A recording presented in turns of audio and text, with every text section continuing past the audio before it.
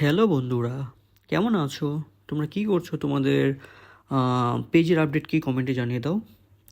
এবার দেখো, এই আস্ত খাসিটা রান্না করা হবে, সেই জন্য প্রথমে এটা রশি দিয়ে বাঁধা হচ্ছে। এটা বুকের অংশটা প্রথমে বাঁধা হয়েছিল, এখন পিছনে পেটের অংশটা বাঁধা হইতেছে। হুম রশি দিয়ে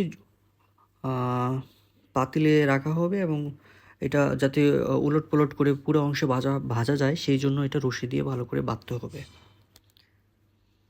দেখতে থাকো রশি দিয়ে কীভাবে এটা বাঁধছে। হ্যাঁ, এই খাসিটা ওজন 8 থেকে 10 কেজি এবং 9 থেকে 10 জন মানুষ এটা খাইতে পারবে। তো বিয়ের অনুষ্ঠানে বরকে দেওয়া হয় এই ধরনের খাসি।